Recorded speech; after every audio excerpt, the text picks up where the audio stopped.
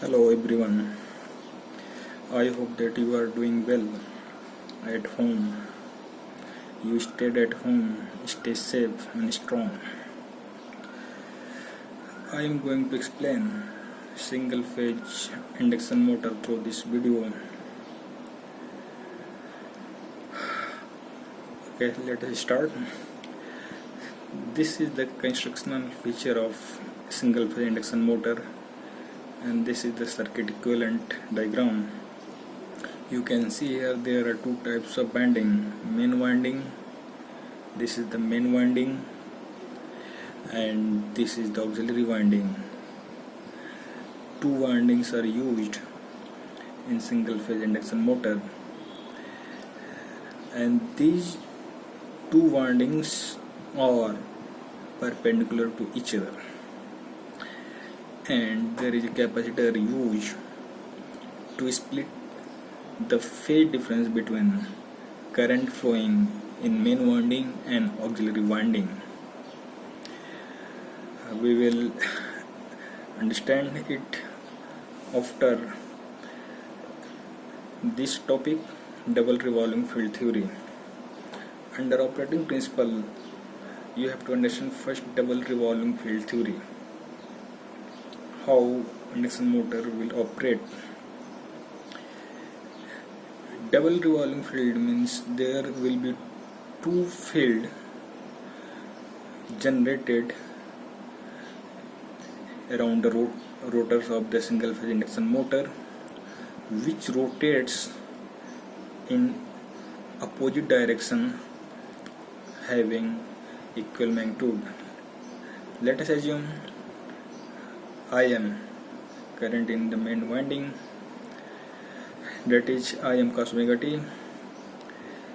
Now if you will calculate the MMF along the main winding, MMF means magnetomotive force along the axis of the main winding, then this will be equal to N into Im, where N is the number of turns of the main winding, that is N into Im cos omega t, and Im can be written as Fm cos omega t. Now this Fm cos omega t, if resolved at any random axis, suppose along theta, this is the axis, this is a random axis at theta, when it will be resolved along this axis, then this will be equal to Fm, W will be equal to F1 cos theta, and where F1 is the Fm cos omega t, Fm cos omega t cos theta. And solving this trigonometric equation, this can be written as Fm by 2 cos omega t minus theta plus Fm by 2 cos omega t plus theta, multiplying 2 and dividing by 2 Fm cos omega t cos theta, and this will be equal to this one, Fm by 2 cos omega t minus theta, Fm by 2 cos omega t plus theta, right? And this portion can be abbreviated by FF, forward field, and FB, backward field. The algebraic sum of these two algebraic sum or vector sum of these two field, forward field and backward field, will be equal to the MMF along the main winding. Okay, and let us consider one by one. Forward field, how it will be forward field. Suppose at peak value, when it will be peak, when this angle omega t minus theta will be equal to 0, because cos 0 is 1. Then magnitude of MMF at angle, when this angle will be 0, that will be Fm by 2, and omega t minus theta will be equal to 0, and this can be written as theta. Omega t will be equal to theta, and theta will be equal to 2 pi by t into t, where omega is 2 pi by t, where t is time period, right? When you will put the value of t, value of time, then we will get different angle.